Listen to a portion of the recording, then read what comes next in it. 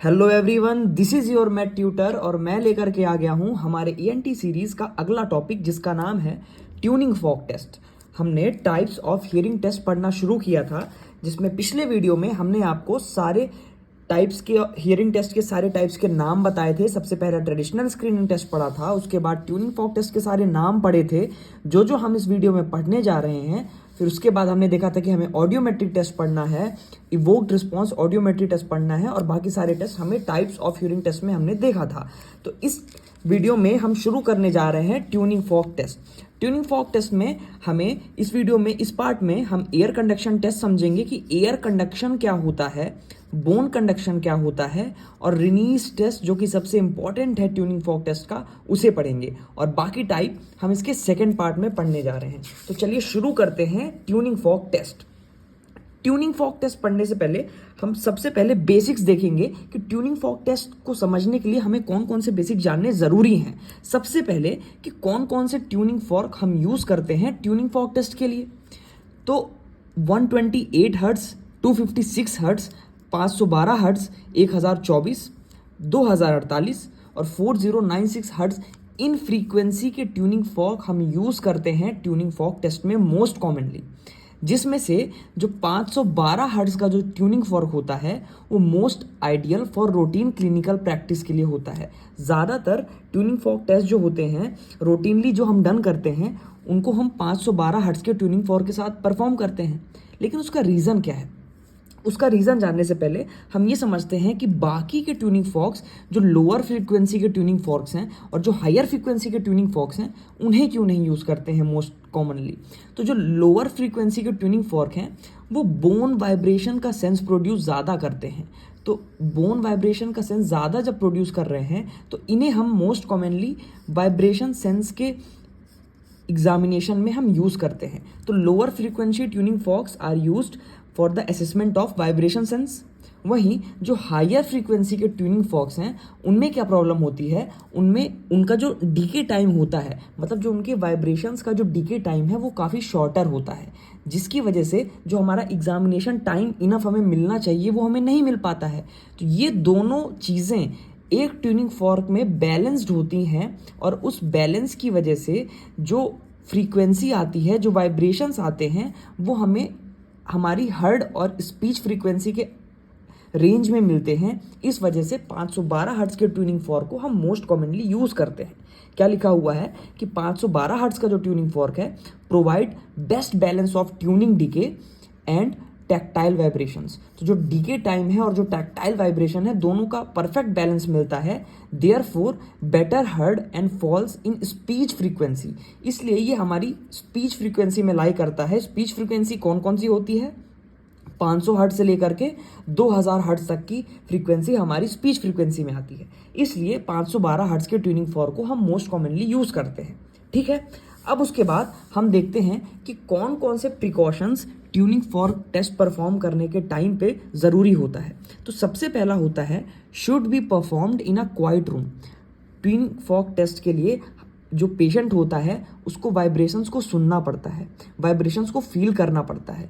इसलिए जो आसपास का जो सराउंडिंग है, जो एनवायरनमेंट है वो क्वाइट होना चाहिए।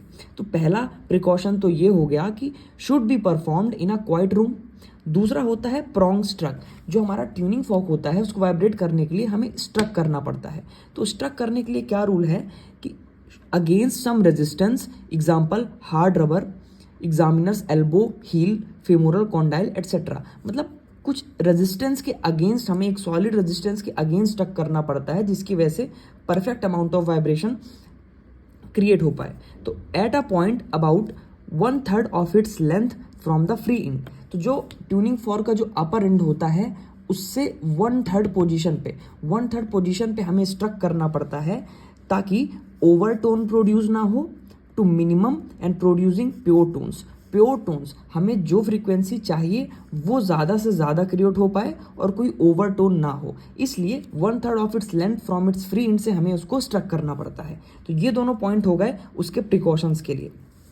अब उसके बाद सबसे ज़्यादा इंपॉर्टेंट पॉइंट होती है कि जो साउंड होता है, जो हम ट्यूनिंग फॉर्क के थ्रू जो साउंड सुनने वाले हैं, उसका पाथवे क्या होगा। ये पाथवे एक नॉर्मल पाथवे है जो कि जनरली हमें समझना काफ़ी ज़रूरी होता है। इसको समझने के बाद ही हम ये समझ पाएंगे कि कंडक्टिंग पाथवे कौन सा होता है और सेंसरी न्यूरल पाथवे कौन से होते हैं।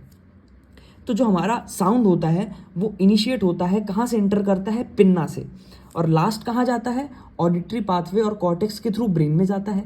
तो स्टार्ट कहाँ से हुआ, पिन्ना से। तो जो हमारा साउंड है वो पिन्ना से इंटर करता है और पिन्ना के बाद जाता है एक्सटर्नल ऑडिटरी कैनाल में। तो पिन्ना के बाद external auditory canal, external auditory canal के बाद पास होता है टिम्पैनिक मेम्ब्रेन से। टिम्पैनिक मेम्ब्रेन के बाद क्या आता है, ऑसिकुलर चेन, जो हमारी मैलियस इनकस स्टेप्स है उससे पास होगा वाइब्रेशन।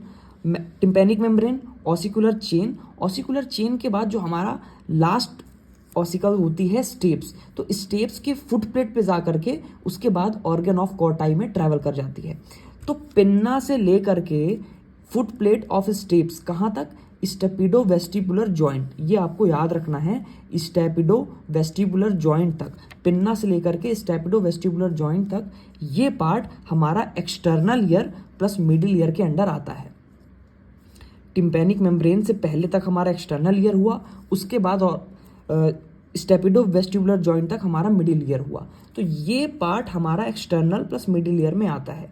तो एक्सटर्नल और मिडिल ईयर हम बनाते हैं कंडक्टिंग पाथवे ऑफ साउंड। तो साउंड का कंडक्टिंग पाथवे किसने बनाया, external ear plus middle ear. तो ये हुआ हमारा कंडक्टिंग पाथवे। अब अगर कंडक्टिंग पाथवे में कोई डिफेक्ट एग्जिस्ट कर रहा है, कंडक्टिंग पाथवे में कोई लीजन एग्जिस्ट कर रहा है, उसकी वजह से जो टाइप ऑफ हियरिंग लॉस होगा उसे हम कहते हैं conducting hearing loss. Conducting hearing loss कहाँ पे डिफेक्ट की वजह से हुआ, कंडक्टिंग पाथवे की वजह से। कंडक्टिंग पाथवे में क्या क्या आता है, एक्सटर्नल ईयर आता है और मिडिल ईयर आता है। एक्सटर्नल ईयर में क्या है, पिन्ना है, एक्सटर्नल ऑडिटरी कैनाल है, टिम्पैनिक मेम्ब्रेन है।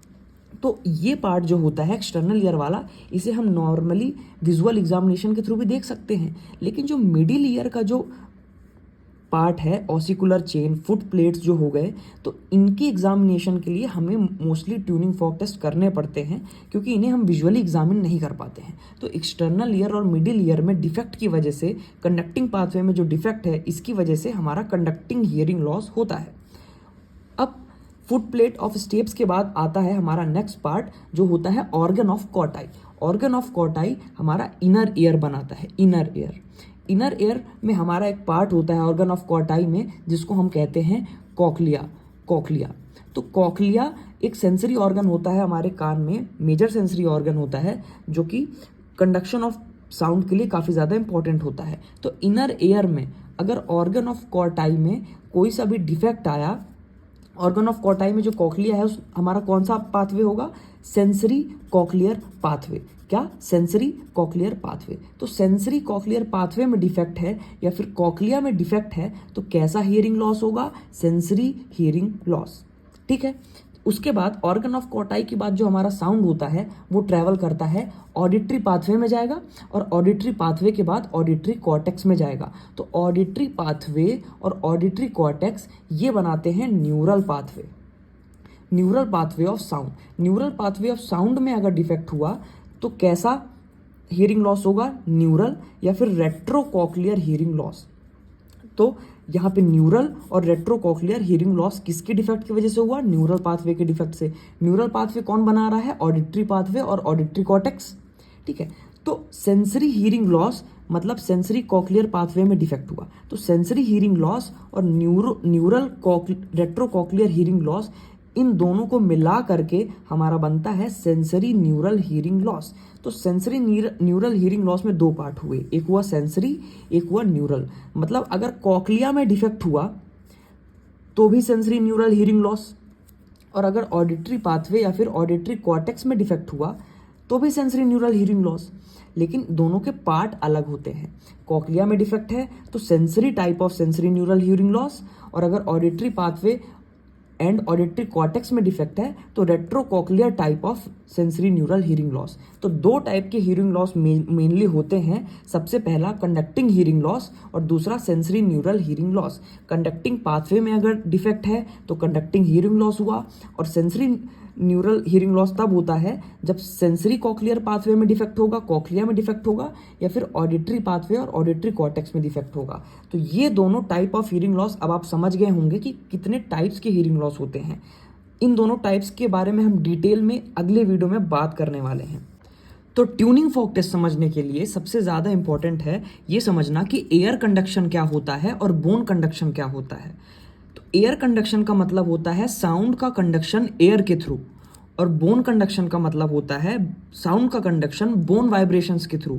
मतलब अगर हम ट्यूनिंग फॉर्क को एयर में प्लेस करें और वहाँ से वाइब्रेशंस एयर के थ्रू ट्रैवल करते हुए हमारे ऑडिटरी कॉर्टेक्स तक पहुँचे, उस पाथवे को कहते हैं एयर कंडक्शन। और अगर हम ट्यूनिंग फॉर्क को अगर डायरेक्टली वाइब्रेशंस के थ्रू बोन में वाइब्रेशंस प्रोड्यूस करें और वो वाइब्रेशंस साउंड को क्रिएट करे और ऑडिटरी कॉर्टेक्स में सिग्नल जाए साउंड का, उसे हम कहते हैं बोन कंडक्शन। तो एयर कंडक्शन और बोन कंडक्शन को समझने के लिए कुछ टेस्ट होते हैं, उन्हें हम समझते हैं, जो कि बेसिक है और समझना ज़रूरी है। तो एयर कंडक्शन के लिए एक वाइब्रेटिंग ट्यूनिंग फॉर्क को लेते हैं और उसे हमारे मेटस मतलब एक्सटर्नल ऑडिटरी कैनाल की जो ओपनिंग है उससे वर्टिकली प्लेस कर देते हैं, वर्टिकली पैरेलल 2 सेंटीमीटर अवे। मतलब हमारी जो एयर है एक्सटर्नल ऑडिटरी कैनाल की ओपनिंग उसके 2 सेंटीमीटर दूर वर्टिकली पैरेलल एक वाइब्रेटिंग ट्यूनिंग फॉर्क को प्लेस किया जाता है। तो जो साउंड वेव होती है वो कहाँ से कहाँ ट्रैवल करेगी, पिन्ना में एंटर करेगी, उसके बाद एक्सटर्नल ऑडिटरी कैनाल जाएगी और हमारी टिम्पैनिक मेम्ब्रेन को हिट करेगी साउंड वेव। टिम्पैनिक मेम्ब्रेन के बाद मिडिल ईयर और ऑसिकल्स में जाएगी। टिम्पैनिक मेम्ब्रेन के बाद ऑसिकल्स में ट्रैवल हुई, मिडिल ईयर में गई, और मिडिल ईयर के बाद कहाँ जाएगी, इनर ईयर में। इनर ईयर का मतलब कहाँ, ऑर्गन ऑफ कॉर्टाई या फिर कॉक्लिया में। तो साउंड वेव हमारी एक्सटर्नल ऑडिटरी कैनाल, उसके बाद टिम्पैनिक मेम्ब्रेन, मिडिल ईयर से लेकर के इनर ईयर, और इनर ईयर के बाद न्यूरल पाथवे कंसीडर करेगी। तो ये होता है एयर कंडक्शन का पाथवे। तो इसलिए ये तो हमने इसमें क्या क्या स्टडी किया, इसमें हमने कंडक्टिंग पाथवे, कंडक्टिंग मैकेनिज्म के बारे में पढ़ा और साथ साथ में कॉक्लिया की भी स्टडी करी।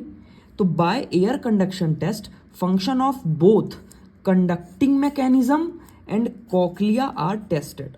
मतलब एयर कंडक्शन के टेस्ट से हमने कंडक्टिंग मैकेनिज्म भी टेस्ट किए, tympanic membrane, external auditory canal, middle ear, ossicles, हमने कंडक्टिंग पाथवे भी टेस्ट किया और साथ में इनर ईयर भी टेस्ट किया, इनर ईयर कॉक्लिया भी टेस्ट किया। तो कंडक्टिंग मैकेनिज्म का मतलब हो गया कंडक्टिंग हियरिंग लॉस का भी टेस्ट हो सकता है, और कॉक्लिया का मतलब हुआ सेंसरी न्यूरल हियरिंग लॉस का भी टेस्ट हो सकता है। मतलब एयर कंडक्शन के टेस्ट के थ्रू हम कंडक्टिंग हियरिंग लॉस का भी टेस्ट करते हैं और सेंसरी न्यूरल हियरिंग लॉस का भी टेस्ट करते हैं। तो सेंसरी न्यूरल हियरिंग लॉस में कौन सा पार्ट इसमें टेस्ट हो रहा है, सेंसरी वाला। लेकिन मान लीजिए कि एयर कंडक्शन टेस्ट आया हमारा पॉजिटिव कि डिफेक्ट आ रहा है और सेंसरी न्यूरल हियरिंग लॉस आ रहा है। तो sensory neural hearing loss air conduction के थ्रू किए, मतलब कौन सा इसमें पार्ट डैमेज होगा, सेंसरी पार्ट डिफेक्टिव होगा, ना कि न्यूरल पार्ट डिफेक्टिव होगा, जिसे डिफरेंशिएट करना ज़रूरी है। ठीक है। तो एयर कंडक्शन से टेस्ट से हमने क्या क्या किया, कंडक्टिंग मैकेनिज्म भी टेस्ट किया, कॉक्लिया भी टेस्ट किया, मतलब कंडक्टिंग हियरिंग लॉस का भी टेस्ट हो सकता है और सेंसरी न्यूरल हियरिंग लॉस का भी टेस्ट हो सकता है, जिसमें किस पार्ट का, सेंसरी पार्ट का। ठीक है। Normally air conduction is louder and heard twice as long through the bone conduction route. मतलब बोन कंडक्शन के कंपैरेटिवली एयर कंडक्शन जो होता है वो लाउडर भी होता है और 2 टाइम्स ज़्यादा देर तक भी सुनाई देता है। इसका रीज़न क्या है, इसका रीज़न है amplification of sound, amplification of sound in middle ear. Therefore middle ear is the most important part to be tested in tuning fork test. समझ में आया। ट्यूनिंग फॉर्क टेस्ट में मिडिल ईयर को समझना काफ़ी ज़्यादा ज़रूरी है, इसका एग्जामिनेशन काफ़ी ज़्यादा ज़रूरी है। क्यों, क्योंकि मिडिल ईयर में साउंड का एम्प्लीफिकेशन होता है और मिडिल ईयर किसका पार्ट है, कंडक्टिंग मैकेनिज्म का पार्ट है। और इस वजह से जो कंडक्टिंग मैकेनिज्म किस में आता है, एयर कंडक्शन में आता है। इस वजह से एयर कंडक्शन हमारा लाउडर और 2 टाइम्स लॉन्गर हर्ड होता है बोन कंडक्शन रूट के कंपैरेटिवली। आ गया समझ में। तो एयर कंडक्शन में हमने conducting mechanism plus conducting hearing loss and sensory neural hearing loss को हम टेस्ट करते हैं। ये हुई एयर कंडक्शन की टेस्ट के बाद। उसके बाद आता है हमारा बोन कंडक्शन टेस्ट। तो बोन कंडक्शन टेस्ट में हम क्या करते हैं, नाम से ही समझ में आ रहा है कि इसमें बोन के थ्रू कंडक्शन होता है साउंड का। तो इसमें क्या होता है कि एक वाइब्रेटिंग ट्यूनिंग फॉर्क को लेते हैं और पेशेंट के जो टेस्ट ईयर है उसके पीछे मैस्टॉइड के ऊपर रख दिया जाता है। वाइब्रेटिंग ट्यूनिंग फॉर्क को लिया और टेस्ट ईयर के पीछे, कान के पीछे मैस्टॉइड के ऊपर रख दिया। ठीक, अब ट्यूनिंग फॉर्क की वजह से जो वाइब्रेशंस आ रहे हैं, जब उसे हमने मैस्टॉइड के ऊपर रखा तो वो वाइब्रेशंस कंडक्ट हो जाते हैं स्कल बोन में। तो ट्यूनिंग फॉर्क के जो वाइब्रेशंस हैं अब वो कंडक्ट हो चुके हैं स्कल बोन में। स्कल बोन वाइब्रेट करेगी और स्कल बोन के जो वाइब्रेशंस होते हैं वो डायरेक्टली कॉक्लिया रीच करते हैं और कॉक्लिया में वाइब्रेशंस को कंडक्ट करते हैं। तो जो कॉक्लिया में जो कॉक्लियर फ्लूइड होता है, वो वाइब्रेशंस की वजह से मूव करता है और कॉक्लियर फ्लूइड के मूव करने की वजह से हमारी कॉक्लिया डायरेक्टली स्टिमुलेट हो जाती है। मतलब बोन कंडक्शन में वाइब्रेटिंग ट्यूनिंग फॉर्क ने डायरेक्टली कॉक्लिया को स्टिमुलेट कर दिया। जो साउंड है वो डायरेक्टली कॉक्लिया रीच कर रहा है, कॉक्लिया में ट्रेवल कर रहा है without involvement of conducting pathway. मतलब इसमें सिर्फ इनर ईयर का टेस्ट हो रहा है, कॉक्लिया का टेस्ट हो रहा है, कॉक्लिया का मीजर हो रहा है। वही लिखा है कि bone conduction is a measure of cochlear function only. और कॉक्लियर फंक्शन का मीजर कर रहा है मतलब कौन सा, सेंसरी न्यूरल हियरिंग लॉस को मीजर करेगा। सेंसरी न्यूरल हियरिंग लॉस को मीजर करेगा। सेंसरी न्यूरल में भी क्या, सेंसरी वाला पार्ट मीजर कर रहा है। लेकिन सेंसरी न्यूरल हियरिंग लॉस में आपको इस टेस्ट से नहीं पता चल पाएगा कि सेंसरी पार्ट अफेक्टेड है या फिर न्यूरल पार्ट अफेक्टेड है। उसके लिए हमें बाकी के टेस्ट करने पड़ेंगे। बस ये पता चल जाएगा कि सेंसरी न्यूरल हियरिंग लॉस हो रहा है इन मेथड्स के थ्रू। उसके लिए हमें रेनीज और वेबर्स करने पड़ेंगे। तो बोन कंडक्शन में क्या हुआ, कंडक्टिंग हियरिंग लॉस और सेंसरी न्यूरल हियरिंग लॉस को टेस्ट किया जाता है। एयर कंडक्शन में कंडक्टिंग हियरिंग लॉस और सेंसरी न्यूरल हियरिंग लॉस को टेस्ट किया जाता है और बोन कंडक्शन में direct sensory neural hearing loss को मेजर किया जाता है, क्योंकि बोन कंडक्शन में कॉक्लिया डायरेक्टली स्टिमुलेट होता है। तो यहाँ नॉर्मल पाथवे ऑफ साउंड समझने के बाद कंडक्टिंग पाथवे क्या होता है, सेंसरी न्यूरल पाथवे क्या होता है, इसका बेसिक समझने के बाद, इसका पाथवे समझने के बाद हमने देखा कि एयर कंडक्शन टेस्ट क्या होता है, बोन कंडक्शन टेस्ट क्या होता है, एयर कंडक्शन में हम क्या पढ़ते हैं, बोन कंडक्शन टेस्ट में हम किसका टेस्ट करते हैं। ये सारी चीज़ें समझने के बाद अब हम समझ सकते हैं कि रेनीज टेस्ट कैसे परफॉर्म करते हैं और इसका कंक्लूजन क्या होता है। तो जो रेनीज टेस्ट होता है उसे हम for the test and compare of both air conduction और बोन कंडक्शन दोनों को टेस्ट और कंपेयर करने के लिए परफॉर्म करते हैं। तो सबसे इंपॉर्टेंट बात है, आप जो सबसे पहले लिखोगे कि Rinne's test for test and compare, किसे टेस्ट और कंपेयर करते हैं, दोनों एयर कंडक्शन और बोन कंडक्शन दोनों को टेस्ट और कंपेयर किया जाता है। वहीं अगर हम वेबर्स टेस्ट की बात करें तो वेबर्स टेस्ट में सिर्फ बोन कंडक्शन को टेस्ट किया जाता है। तो हमने क्या किया, रेनीज टेस्ट में एयर कंडक्शन को भी टेस्ट किया और बोन कंडक्शन का भी टेस्ट किया। तो अभी हम जो पढ़ करके आए हैं एयर कंडक्शन का टेस्ट और बोन कंडक्शन का टेस्ट, वो हम सेम टू सेम परफॉर्म करेंगे। क्या मेथड रहेगा, एक वाइब्रेटिंग ट्यूनिंग फॉर्क लिया, उसे हमने टेस्ट ईयर के पीछे जो मैस्टॉइड है वहां पे रख दिया। तो मैस्टॉइड पे ट्यूनिंग फॉर्क हमने कब रखा था, बोन कंडक्शन टेस्ट में रखा था। मैस्टॉइड पे रखने का मतलब हम यहाँ पे बोन कंडक्शन देखना चाह रहे हैं। तो मैस्टॉइड पे रखा, वाइब्रेटिंग ट्यूनिंग फॉर्क को मैस्टॉइड पे रखा। मैस्टॉइड पे रखने के बाद क्या होगा, पाथवे क्या हुआ था, मैस्टॉइड पे रखा था तो स्कल में हमारी वाइब्रेशन ट्रांसफर हुआ था, जिसकी वजह से कॉक्लिया डायरेक्टली स्टिमुलेट हुई थी और सेंसरी न्यूरल हियरिंग लॉस का पता चला था। सेंसरी न्यूरल पाथवे वर्किंग है कि नहीं वर्किंग है। तो वाइब्रेटिंग ट्यूनिंग फॉर्क लिया, मैस्टॉइड के पीछे रखा और जब मैस्टॉइड पे रखने के बाद जब हियरिंग स्टॉप हो गई पेशेंट की, तो हमने उसी सेम ट्यूनिंग फॉर्क को मीएटस के बिसाइड पे रख दिया। मतलब मीएटस एक्सटर्नल ऑडिटरी कैनाल के पैरेलली मीएटस के सामने वर्टिकली ट्यूनिंग फॉर्क को, उस सेम ट्यूनिंग फॉर्क को रख दिया। मतलब अब हम यहाँ पे एयर कंडक्शन का टेस्ट कर रहे हैं। तो मीएटस के बिसाइड पे रखने के बाद अगर वो पेशेंट अभी भी उस ट्यूनिंग फॉर्क के वाइब्रेशंस को सुन सकता है, इसका मतलब एयर कंडक्शन ग्रेटर देन होगा बोन कंडक्शन। हमने अभी अभी पढ़ा कि नॉर्मल पेशेंट में एयर कंडक्शन हमेशा ग्रेटर और ट्वाइस लाउडर होता है बोन कंडक्शन के कंपेरेटिवली। तो यहाँ भी अगर मैस्टॉइड में हियरिंग स्टॉप होने के बाद अगर वो अभी भी मीएटस के बिसाइड रखने पर अगर वो हियर कर रहा है, इसका मतलब air conduction greater than bone conduction है, मतलब रेनीज पॉजिटिव है। तो रेनीज पॉजिटिव का मतलब क्या हुआ, air conduction is greater than bone conduction. तो air conduction greater than bone conduction कब कब हो सकता है? एक तो नॉर्मल पेशेंट में, कि ठीक है हमने नॉर्मली पढ़ा कि एयर कंडक्शन ग्रेटर देन होता है बोन कंडक्शन, लेकिन ऐसा भी तो हो सकता है ना कि बोन कंडक्शन डिफेक्टिव हो, और बोन कंडक्शन डिफेक्टिव हो तो ऑटोमेटिकली कम था और कम हो गया, हमें लग रहा हो कि नॉर्मल है। नहीं, यहाँ पे बोन कंडक्शन डिफेक्टिव है तो भी तो air conduction greater than bone conduction होगा। तो इन दो केसेस में रेनीज पॉजिटिव होगा। लेकिन अगर यहाँ पे मीटस के बिसाइड रखने पर पेशेंट हियर नहीं कर रहा है, वो बोल रहा है कि नहीं मुझे अभी भी नहीं सुनाई दे रहा है, मीटस पे जब साउंड हियरिंग उसको बंद हो गई और जब हमने मीटस के बिसाइड रखा उसको हियरिंग नहीं हो रही थी, इसका मतलब bone conduction is greater than air conduction हुआ। अब ये तो हमने पढ़ा कि ये तो नॉर्मली नहीं होता है, मतलब ये तो हमारा क्या हुआ, रेनीज निगेटिव हो गया। तो रेनीज निगेटिव कब होगा? जब bone conduction is greater than air conduction होगा। इस पे हम अभी आएंगे अच्छे से। एक दूसरा अल्टरनेट ऑप्शन ये होता है कि लाउडनेस को कंपेयर कर लिया जाए। एयर कंडक्शन टेस्ट किया और बोन कंडक्शन टेस्ट किया, दोनों में जो लाउडनेस आई उसे हमने कंपेयर करने के लिए बोला पेशेंट को कि आप कंपेयर करके बताओ कि आपको लाउडनेस में क्या डिफरेंस आ रहा है। तो अगर पेशेंट को एयर कंडक्शन लॉन्गर या फिर लाउडर देन बोन कंडक्शन दिख रहा है, एयर कंडक्शन जो कि नॉर्मली हमने पढ़ा था लॉन्गर और लाउडर देन बोन कंडक्शन दिख रहा है, तो रेनीज पॉजिटिव होगा।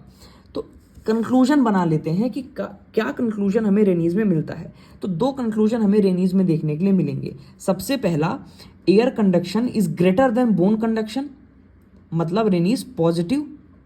दूसरा होता है bone conduction is greater than air conduction, मतलब रेनीज निगेटिव।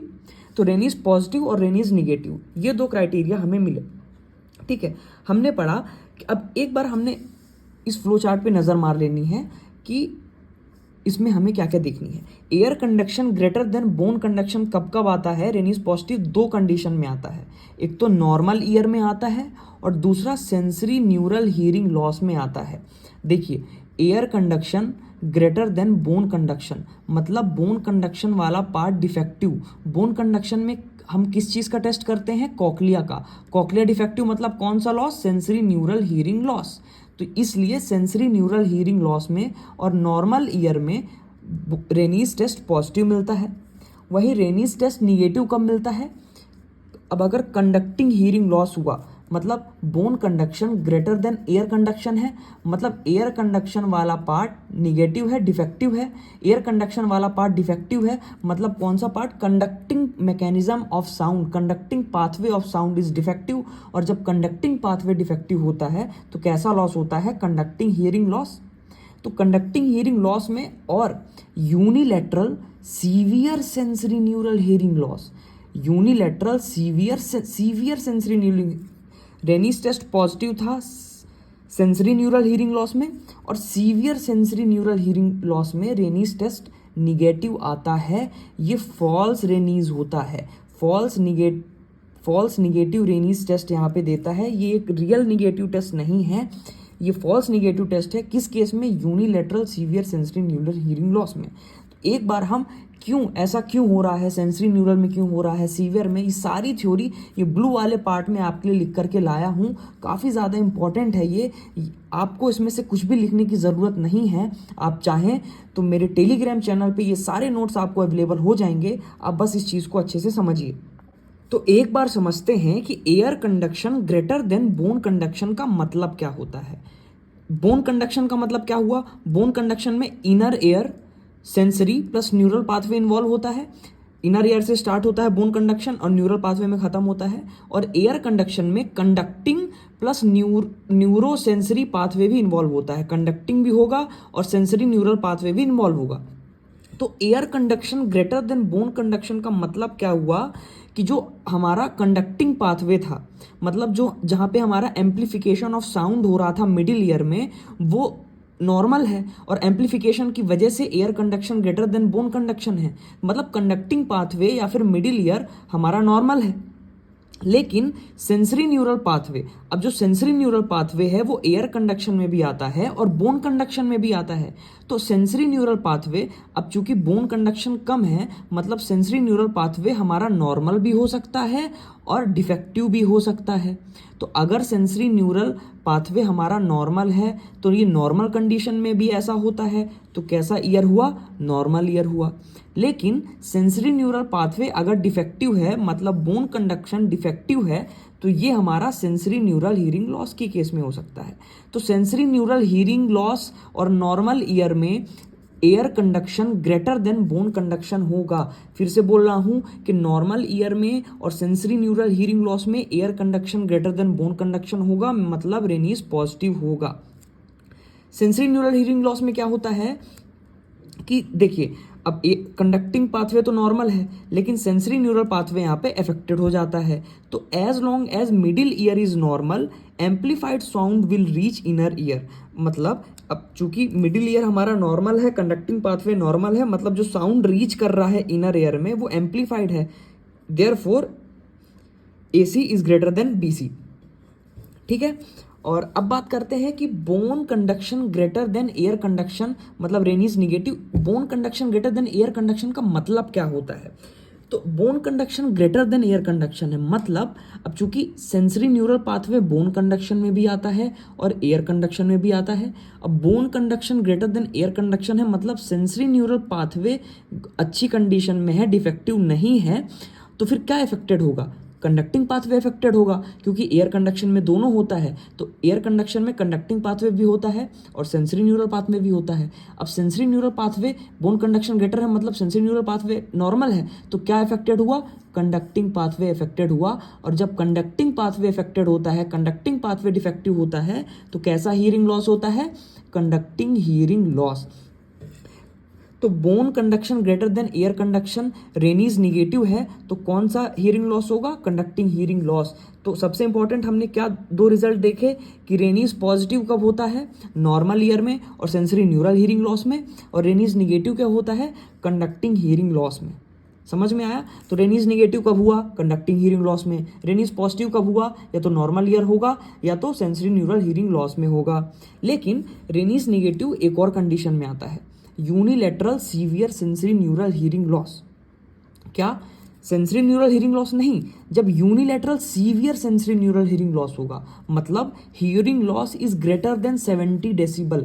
अब अगर किसी भी एक कान में 70 डेसिबल से भी ज़्यादा अगर हीरिंग लॉस हो रहा है, severe sensory neural hearing loss के केस में रेनीज निगेटिव आ सकता है, क्योंकि सेंसरी न्यूरल हीरिंग लॉस में तो रेनीज पॉजिटिव आना चाहिए था। लेकिन अगर वो severe sensory neural hearing loss है यूनिलैटरल, तो वो फॉल्स निगेटिव रेनीज देगा, फॉल्स निगेटिव रेनीज। इसका एक्सप्लेनेशन समझते हैं, जो कि लिख करके लाया हूं। ये आपको किसी भी बुक में ऐसे लिखा हुआ नहीं मिलेगा, ये सिर्फ समझने के लिए है। ये सारे नोट्स आपको मेरे टेलीग्राम चैनल पे देखने के लिए मिल जाएंगे। जो कंडक्टिंग हीरिंग लॉस होता है वो सिर्फ आपको तब समझ में आएगा जब एयर कंडक्शन और बोन कंडक्शन दोनों के बीच में 15 से 20 डेसिबल का गैप होगा।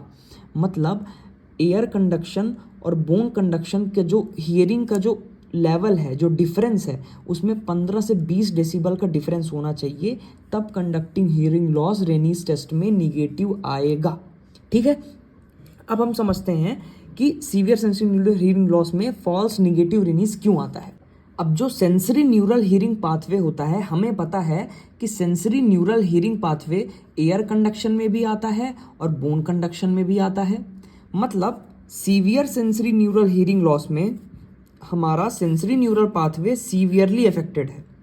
Severe sensory neural hearing loss में sensory neural pathway severely affected है। अब सेंसरी न्यूरल पाथवे हम AC में भी पढ़ते हैं और BC में भी पढ़ते हैं, बोन कंडक्शन में भी पढ़ते हैं। तो इतना सीवियर अफेक्टेड हो जाता है सेंसरी न्यूरल हीरिंग लॉस, मतलब कि जो पेशेंट है ना वो AC से सुन पाएगा ना बोन कंडक्शन से सुन पाएगा। तो एयर कंडक्शन से भी उसका सुन पाना बहुत ज़्यादा अफेक्टेड हो जाएगा, बहुत सीवियर हीरिंग लॉस हो जाएगा, और बोन कंडक्शन में भी उसका बहुत सीवियर हीरिंग लॉस हो जाएगा। दोनों अफेक्टेड है, मतलब अब वो उस कान से नहीं सुन पाएगा।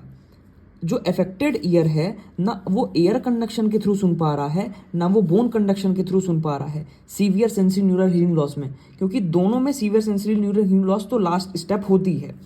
तो क्या हुआ, लेकिन अब बोन कंडक्शन में क्या होता है, जब हम उसका बोन कंडक्शन टेस्ट करते हैं तो जो बोन कंडक्शन में क्या होता है, जो वाइब्रेशंस होते हैं वो स्कल के थ्रू ट्रेवल करते हैं। तो वाइब्रेशन जो transcranial transmission of vibrations other side cochlear fluid. मतलब अब देखिए पूरी स्कल बोन जो होती है वो एज अ होल वाइब्रेट करती है।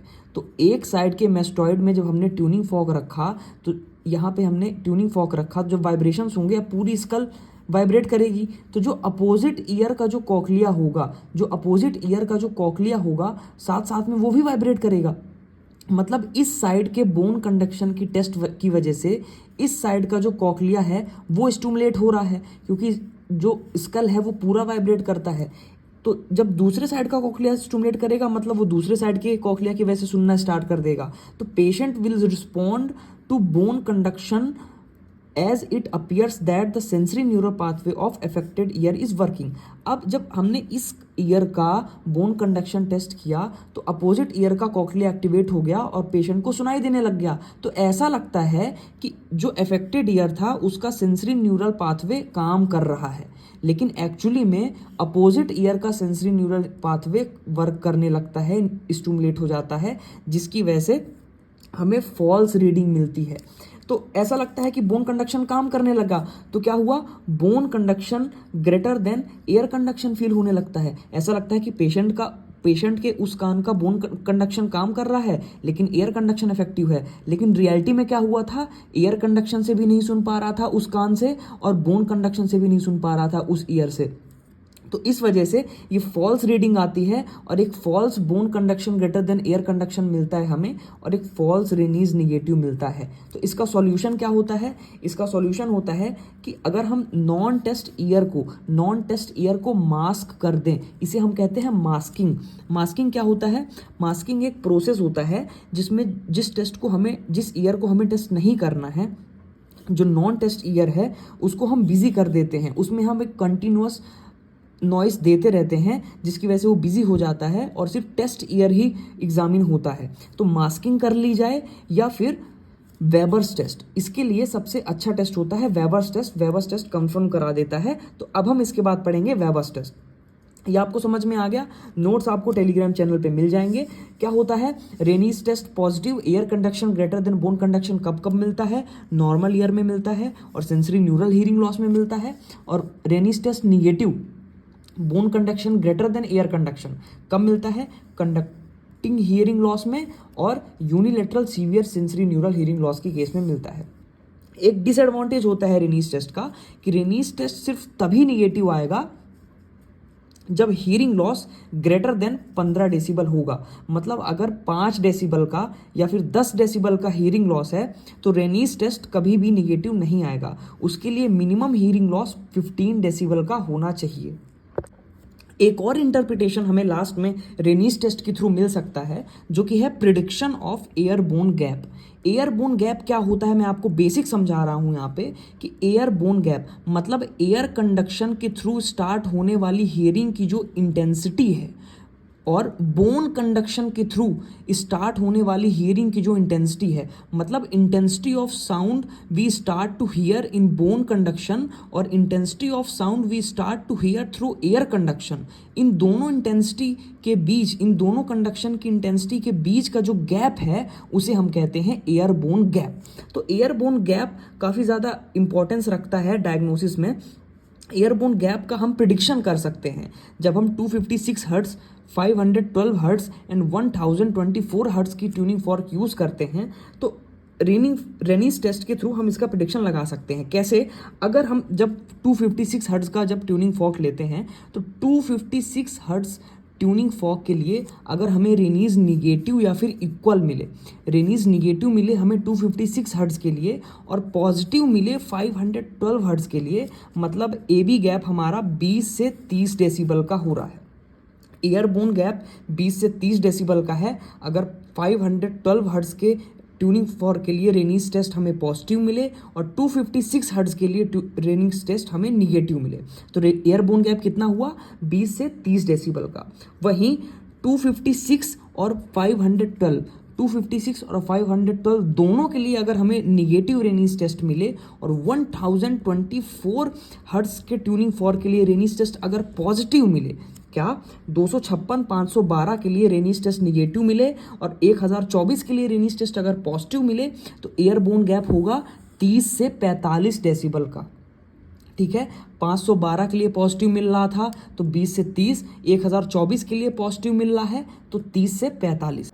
और लास्ट में अगर तीनों ट्यूनिंग फॉर्क के लिए हमें निगेटिव रेनीज टेस्ट मिल रहा है तो एयरबोन गैप 45 से 60 डेसिबल का मिलेगा। फिर से रिवाइज करा दूं कि अगर 512 हर्ट्ज के लिए पॉजिटिव और 256 के लिए निगेटिव मिल रहा है तो 20 से 30 डेसिबल का एयरबोन गैप है। अगर 1024 के लिए पॉजिटिव और 256 512 के लिए निगेटिव तो 30 से 45 डेसिबल का एयरबोन गैप है। और अगर तीनों के लिए निगेटिव मिल रहा है तो 45 से 60 डेसिबल का एयरबोन गैप है। तो ये हमारा ख़त्म होता है रेनीज टेस्ट। हमने काफ़ी अच्छे से कलर नोट्स के साथ पढ़ा है। इसके बाद हमारा अगला टॉपिक आएगा वेबर्स टेस्ट, जो कि हम नेक्स्ट टॉपिक में पढ़ेंगे। और वेबर्स टेस्ट के साथ साथ हम बचे हुए सारे ट्यूनिंग फॉर्क टेस्ट हम अगले वीडियो में देखेंगे। Thank you.